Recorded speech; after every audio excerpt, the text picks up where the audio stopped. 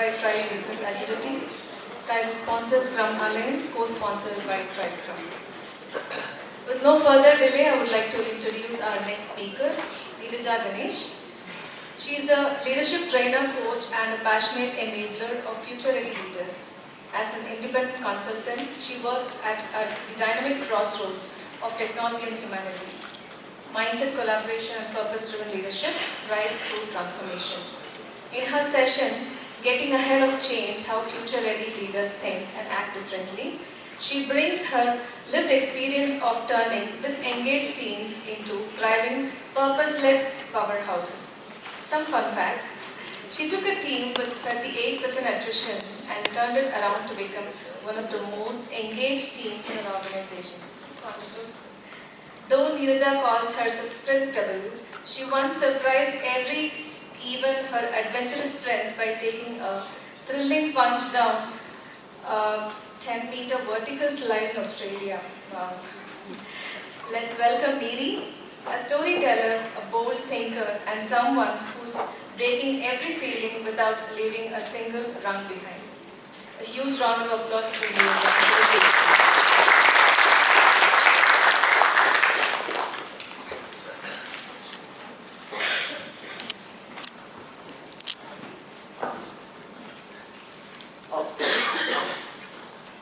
Good morning.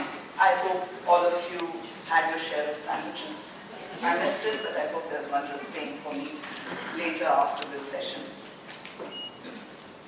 We're going to speak about future-ready leaders. Now, and I'm kind of, quite happy that I'm not the first speaker posing questions to the audience.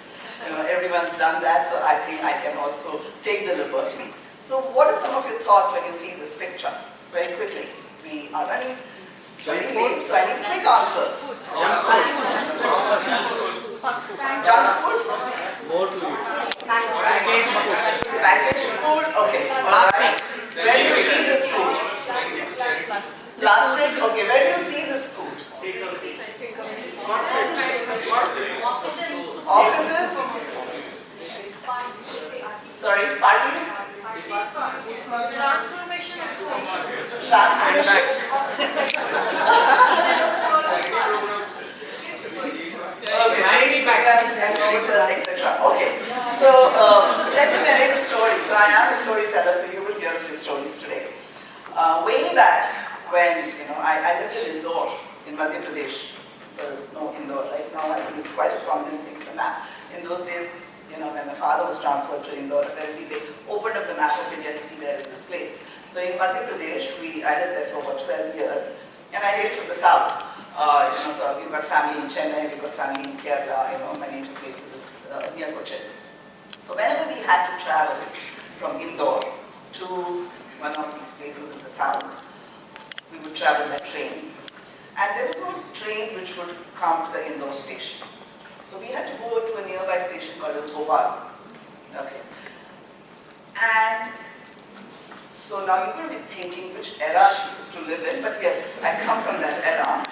There was no train in Indore. We had to come to Bhopal, and this train, which would possibly come from Delhi, touch Bhopal, and then go down south, would come at 2 a.m. or 3 a.m. or 4 a.m., some godforsaken hour in the morning. So there's no way we could come from Indore to Bhopal at that hour. So we would come the previous day, evening, and there is a waiting room in the stations. So we would kind of check into that, and then be up, waiting for this 2 a.m. train, which may come at 2, 3, 4, we don't know, but we kind of are waiting there.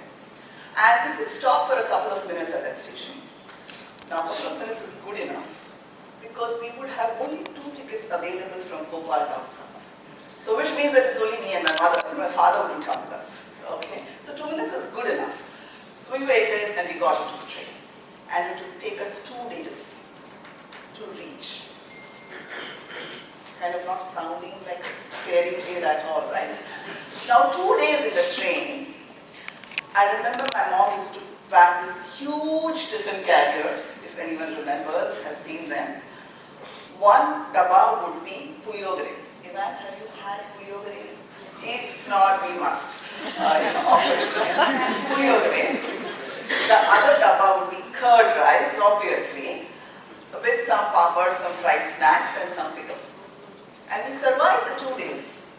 Breakfast, lunch, dinner. If it didn't get further delayed to a 3rd day with this. So much so that I used to call Puyogare train chadam. I think many of you understand chadam is rice, train rice, because my mom made it only during the journeys. And if I happened to see it in somebody else's house, I'd say, oh, looks like they're shabby because they've got train chadam. This is how we traveled. What's happening today when we travel in trains, if we do travel in trains? What is happening to the food situation?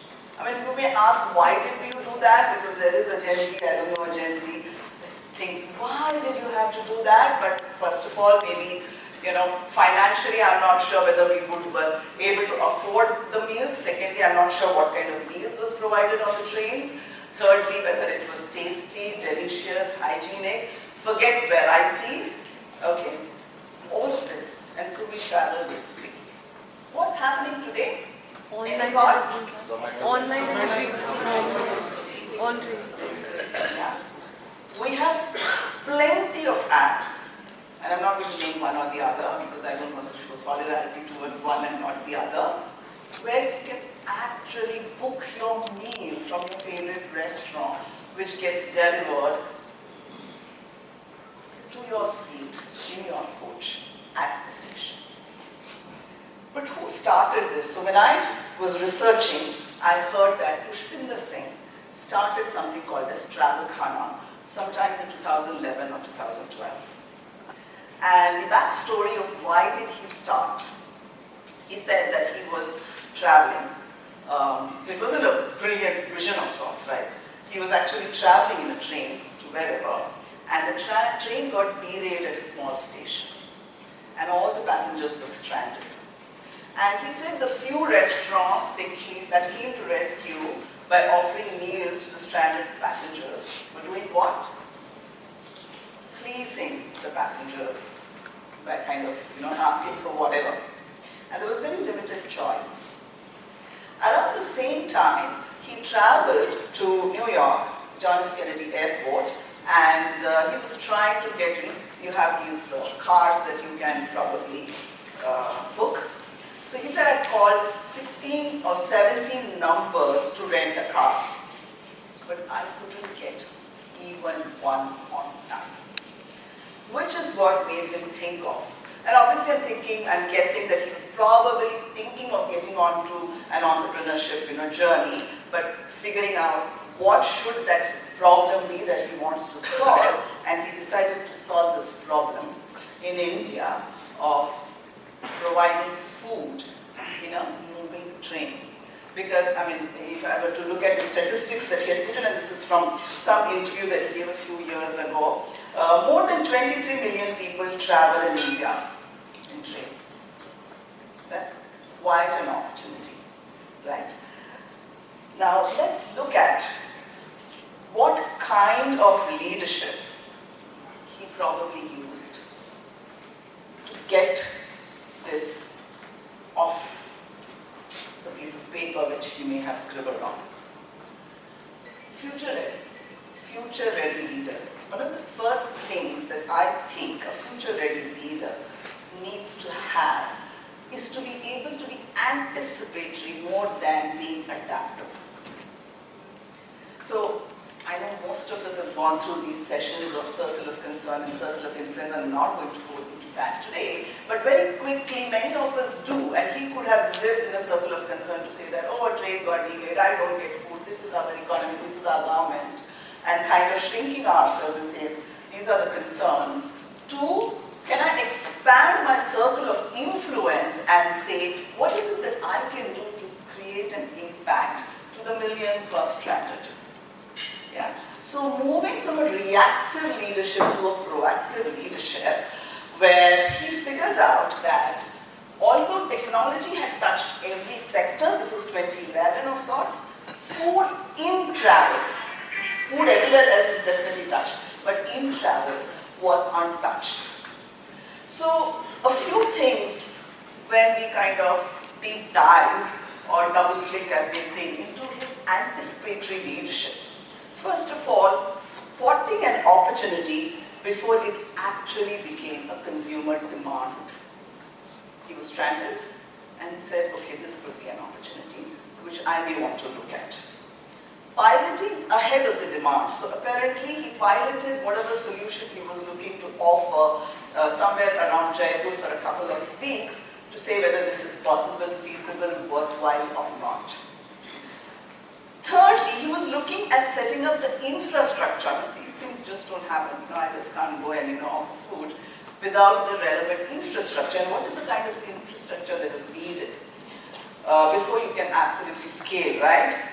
PNR tracking, that's what our Indian Railways has a way of tracking. They give you a number if you travel. Have you ever traveled by trains? Great, fantastic. So there's a PNR number allotted to you, so you've got to track that. There is obviously delivery logistics. I mean, I also come from an era, I don't know whether it's still there, where if you had to enter the platform, you used to have those small printed tickets. There was a checker at the, door at the gate, and you had to show our ticket to say yes, we can go in. And if there was someone coming with us to drop us off or pick someone from the station, then they had to buy a platform ticket. So logistics is a big thing, right? You can't just have some delivery person going in and say, hey, I'm going to give food into this coach. I want to kind of talk about a couple more stories here. Aspire for Her. Any of you heard of this platform? Thank you. Madhura Das Gupta Sinha started this in 2020, the thick of COVID, to help girls, women in the age group of 18 to 25, with just two things in mind. One is to have intentional careers. Careers for women are as mandatory as for anyone else. They are not an option. And second, financial independence is a must, regardless of who you're born to, who you're married to, or whatever. Now, when she started this, there came a lot of demand from other organizations to say, hey, great, you have a community of women now. Do you have women who are in, say, banking technologies? Do you have women in sales? And she started building communities because there was demand. But there was one community that she built where she had not yet been explicitly asked about. Which was that? Anyone? Leadership. Yeah, leadership, though, of course, it's a very large term. Women who have taken a career break and are looking to restart their careers. No one had yet come to her and said, do you have a pool of women who have taken a career break because we want to hire them? But she anticipated this need and she said, I'm going to build this community. And what does it mean to build a community like we have here?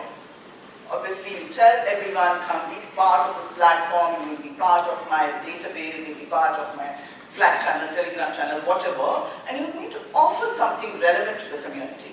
So she started looking at programs that would make sense for these women who had probably lost touch from whatever technology, whatever domains they come from, larger soft skills, building their confidence, etc., keeping them ready to whenever the demand comes. Say, okay, fine, here is, a 1,000-member community, a 10,000-member community that you can pick from. Do you think it was a useful community or not? I believe it's a useful community because I hear this as a real story. One of the big 4 tech giants, on their own accord, went and said, we want to hire women on a career break. They had 850 applications, all men. Okay, so much for men, so much for the women. I don't know why they didn't apply, right? So then they came to Aspire for Her, and yes, they had 1,000 applications of women. Anticipating the need, anticipatory leadership. And if you were to look at any big changes that are happening, whether it's putting up an industry, putting up a tech hub, you have so many investors wanting to set up things in our country or elsewhere. How do you think it happens?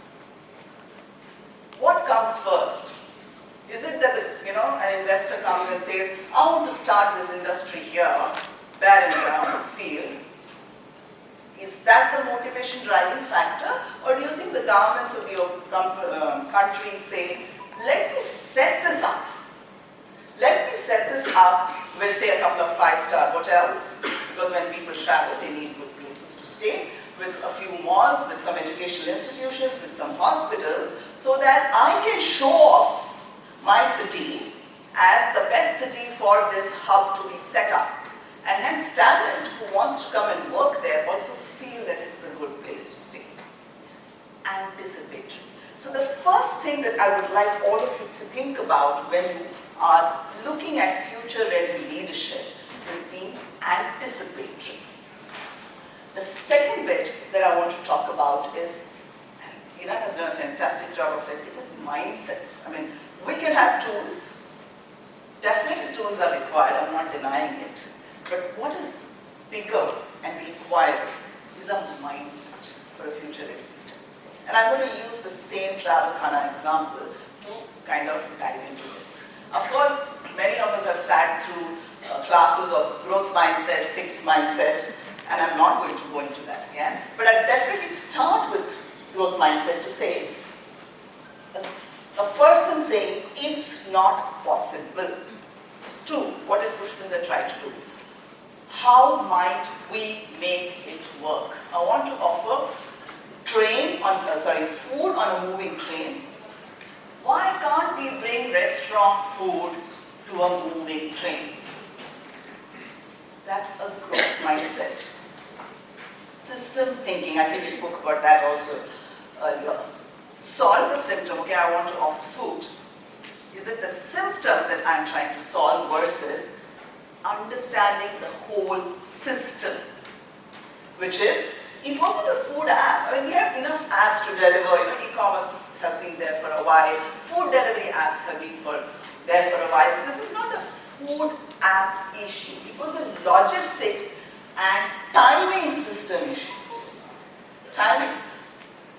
The train has gone past before the delivery guy reaches. I mean, delivery to the homes, we may stay hungry for 1 hour. If the delivery person is coming later, we may yell, scream, maybe order some more food, but this train has passed. So it is a huge timing system issue disguised as a meal. The meal is just, one of the things, but what is the problem? The problem is something else. Look at it as an empathy mindset. Are we going to look at it as what is efficient for us versus what does the user really need? I need my thai salad, right, if I don't pack it. So it was designed for, or should I design it for dietary preferences? Jain meals, South Indian, diabetic options, pizzas, whatever it be. And seat-based delivery. I'm not really going to jump off the coach just because the person is sitting over, waiting there with my packed food, right? What if the train takes off? So what I want is someone to come and give it to me at my seat, not even at the door. And that's an empathetic mindset. And the last one in mindsets that I'm talking about is a curiosity mindset.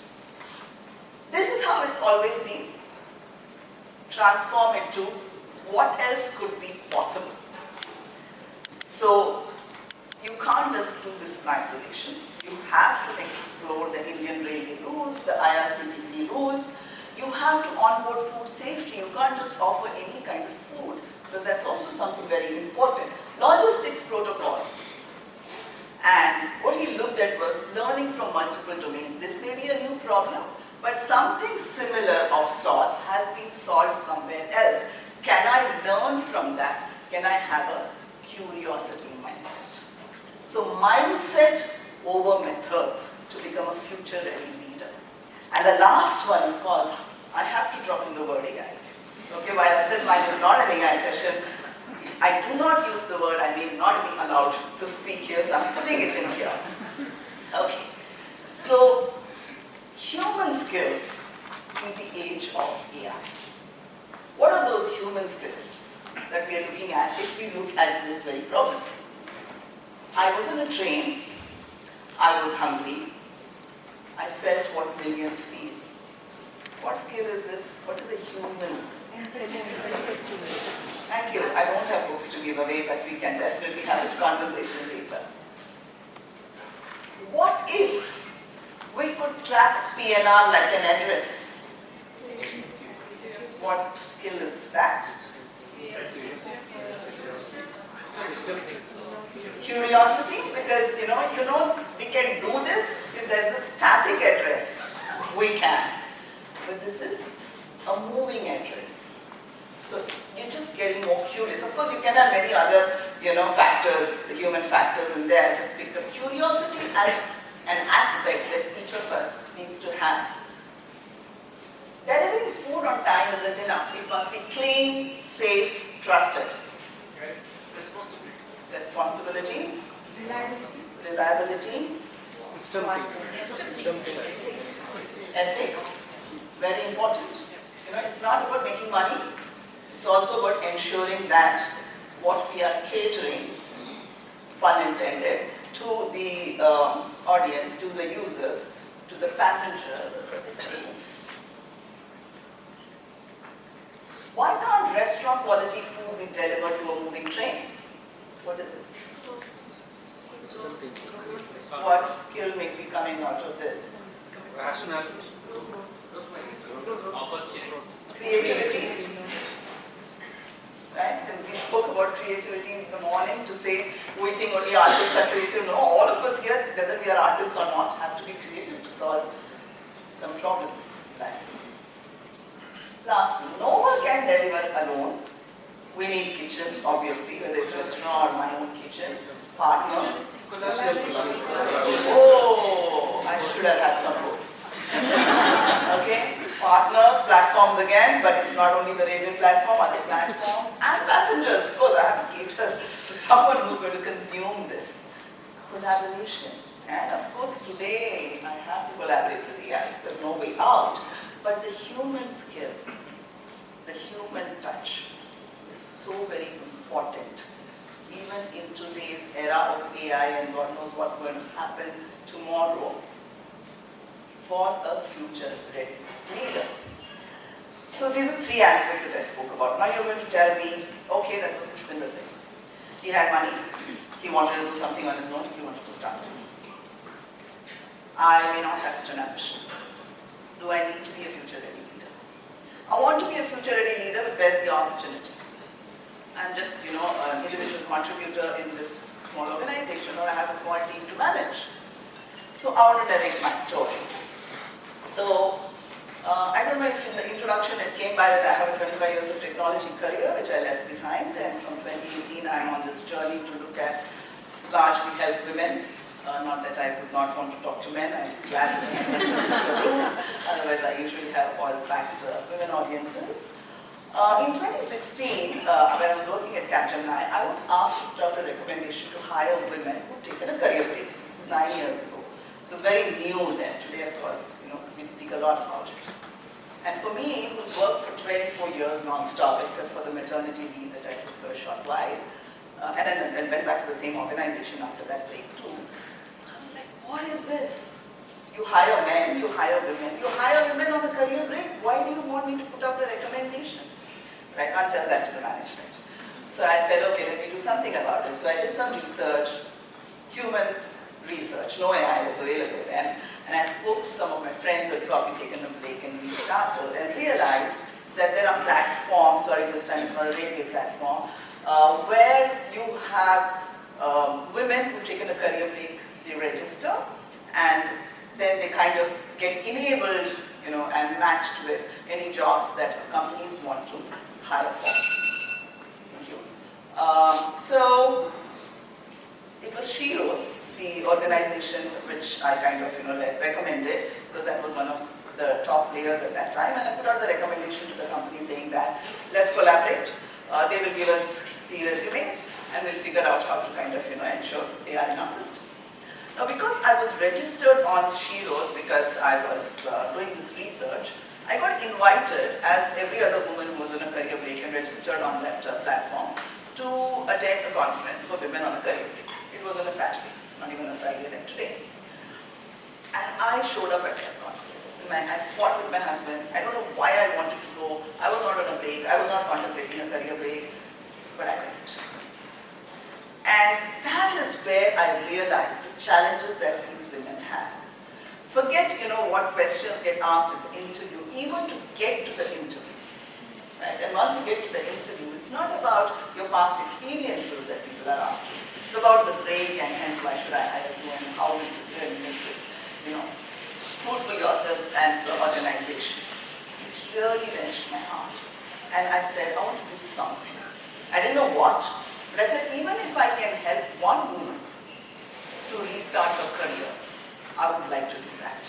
That was the confidence. So, of course, I took some of those resumes. I could have, sent it off to Capgemini because anyway looking to hire women on a career break. But this kept in my mind. And you could say the universe helps, or you could say science at work, data science at work. On Facebook, because I was following She Rose, I suddenly started getting, ads of this other portal called as Jobs for Her. And Jobs for Her, now they call themselves Herky, was looking for ambassadors. Who are ambassadors? Why will you need ambassadors? To spread word around about this platform. So they were looking for women who had taken a career break, who had used their platform, and who could, kind of further spread awareness about it. I said, I'll be an ambassador. Not on a break, but I wanted to do something to help these women. I became an ambassador, which meant I was in a WhatsApp group. There were women talking on the group saying, I have this interview, how do I prepare? I went to this interview, it didn't work out. I used to communicate with them one-on-one and guide them. So the minute Jobs for Her felt they needed to start a mentorship platform, because all they had was jobs, women, and maybe some blogs of women who kind of restarted, I got invited to be a mentor, one of the first early mentors on that platform. This is a picture from one of the mentoring road shows that we did, but of course digitally also women could kind of reach out to me and seek mentorship. And then in 2017, I was going through some personal challenges, a lot of health-related challenges in my family, and I took some time off. But still, I showed up at the Jobs for Her office and I said, I want to volunteer. Would you like some help? What is the kind of help that you would need? And they were going to do their first event, Restart Her, for women on a career break. And they said, can you help us with this? And I said, sure, I'll do whatever is required. I helped them a bit. And then I was asked to moderate a panel discussion at that event. This was 2017 September, and 2018 January, Neeraja Ganesh, the founder, had invited me to head a newly established not-for-profit foundation called as Jobs for Her Foundation. That's the picture from the launch of the Jobs for Her Foundation. Now look at that. One day I said, even if I could impact one woman to restart her career. End of the year, December 2018, I was getting out of the car to shop, and I was crossing the road to go to the shop on the other side. I saw a two-wheeler pass by, and then the two-wheeler turned back. So I wasn't sure whether the person is coming back to meet me, or maybe took a wrong route and is turning back. I anyway crossed very slowly and went to the other side near the shop and stopped there. The two-wheeler came and stopped next to me, and the person removed the helmet. It was a woman. She said, aren't you Neeraja Ganesh? I had not known this woman from anywhere in the past, never seen her, never met her. I said, yeah, but you got my name right. She said, I thought you were Neeraja as I passed by you, and there was no way I was not coming back to thank you for the work that you're doing for women like us. She went away. 2016, I said, even if I can impact one woman, I didn't care about scale, I didn't care about systems and all of that, but what was the mindset? There was a lot of empathy because I had not gone through those struggles, but I wanted to do something about it. I said, I don't want to start off something on my own, I would like to collaborate, and I got onto as many platforms as I could to find these women to mentor, coach. I said, I'll do whatever. If you look at my LinkedIn headline, and I would love for some of you to connect with me, it says interaction that I have with women and students, and of course men too. I speak, I write, I facilitate, I train, I do whatever that I can. So every aspect of what I said is required for a future-ready leader. I could do it as one person. So the point I'm trying to make is, where you are doesn't matter. You are a leader. What is it that you are going to have as a mindset? Because the future is here. It's not outside the door, it's not after 2 years. It's here right in front of you. It's kind of looking at you from the mirror. And it's important for you to embrace a mindset today to get onto the future-ready leadership. So very quickly in closing, I whenever I had to give these talks, there is some inspiration that I draw on. The inspiration here is the lost shoe. I just call it the lost shoe, and then the story is again, and you may think, oh my gosh, she does so many train travels, but it just happened in the last few months that I've been on the train for too long. So I was going to, the family was going to Chennai from Bangalore, and we were boarding the Shatabdi Express, which comes from Mysore. So it kind of stops 2-3 minutes, Shatabdi, and it was not like the indoor station with only 2 people, tons of people, and we also know in advance where the coaches are going to be, right? Coach 1 is here, coach 2 here, coach 3. We're waiting for the train, and as we can predict, that coach came a little away, okay? We had to at least go 2 coaches away to get into our coach. So the minute the train came, everyone's running. So I told my husband, why do we run with them? Let's get on to this coach, and then we can kind of find our way from inside. So in all that hustle and bustle, my husband first got in, and as he got in, his one slipper fell onto the track. Well, not much can be done because the train is going to take off, so we all got in, but throughout that journey, he was sitting by the window, I'm in the middle, and my daughter on the right side. He was like, my slipper's gone, how do I get off at the station? It was going to reach by about 10 p.m. in the night. Next morning, we had to go to an early morning function. One slipper is gone, one slipper is gone, one slipper is gone. My daughter, she was with her laptop, all of 23. So as I told you, Ivan doesn't get better any. If you think it will, it won't. With the laptop. And I'm in the middle trying to help my husband in some way. So I'm on my phone, Googling away for this problem. And very funnily, on Reddit, there was this question. Person said, I got onto the train and one of my slippers fell onto the track. And I said, wow, so this is not a unique problem. What do I do? That's a question this person is asking on Reddit. And he continues, he says, well, don't think that I'm writing a question for a stupid thing like a slipper. What if it was something more precious, like a phone? What do I do? And then he continues and he says that, I'll just tell you what I did. I actually threw my other slipper also down so that whoever finds it at least can make use of the pair. And I thought, I don't know whether to laugh, whether to console my husband that you're not alone in this problem, or to say, you should have thrown the other slipper. But there is empathy even in that problem this person has, right? Anyways, as we reach Perambur, for those of you who know Chennai, I think some of you do know, Shatabdi doesn't stop there, but we know that we are reaching Central Station. My daughter asked my husband, what is your shoe size? So he told. Then she showed some pictures, Paragon shoes.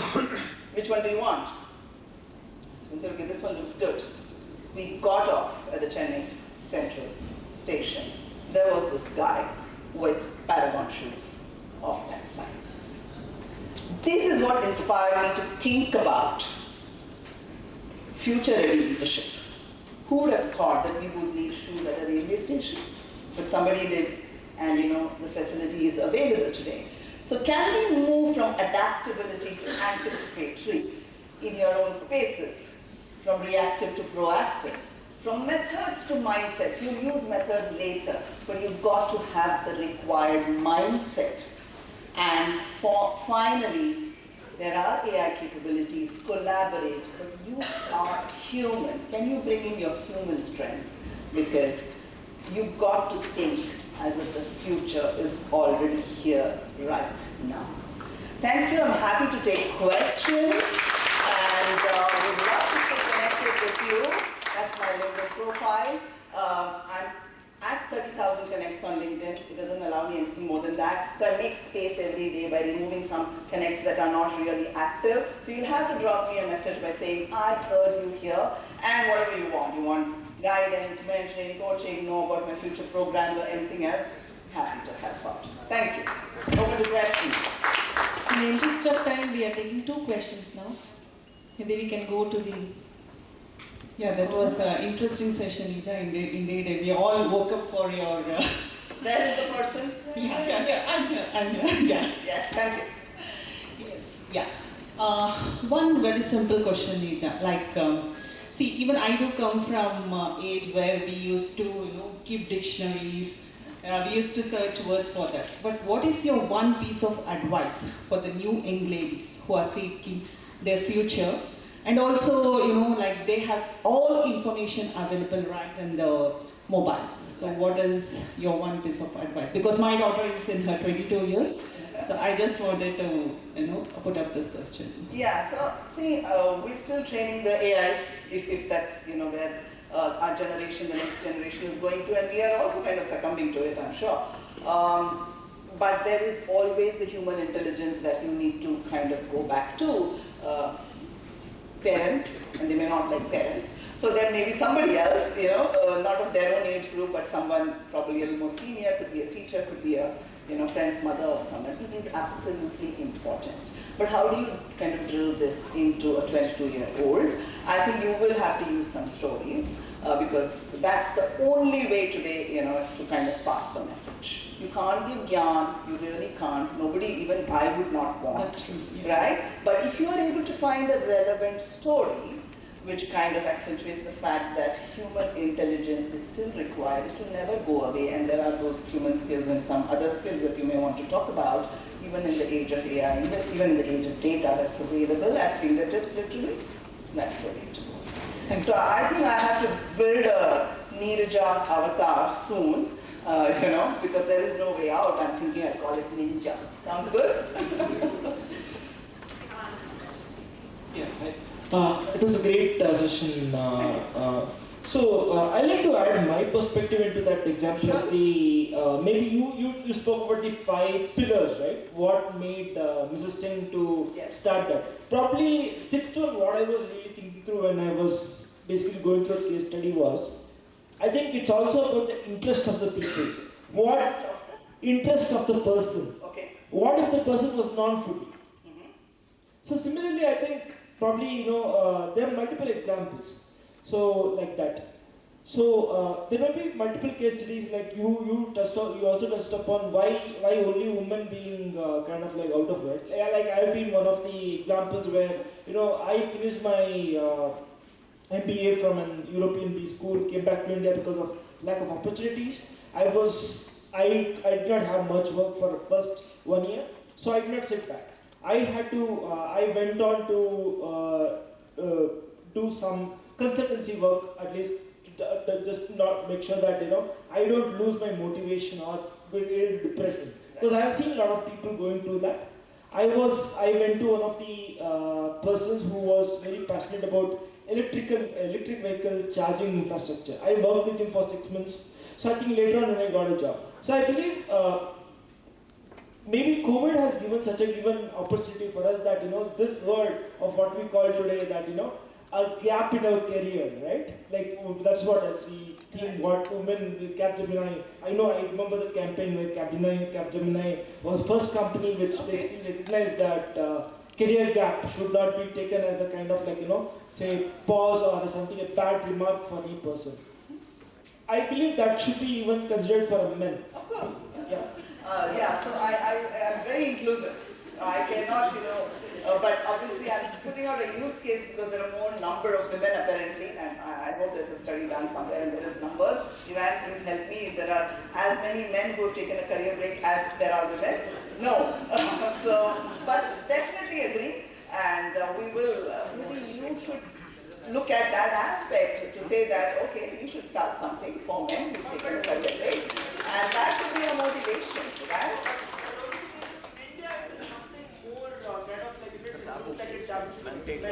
I think that's another mindset and another debate and discussion we can go to, but thank you for bringing it up. But I agree that sometimes we are in a situation, instead of making it a circle of concern, can we look at it as a circle of influence and see how can we help us and the rest of the world. Thank you for that. Thank you for Thank you so much. We have a lot of people asking questions, but she'll be here for some time and I'll be here to learn with her. Thank you, Neeraja, for the wonderful talk that you've given to us today. I now request Shripada to give away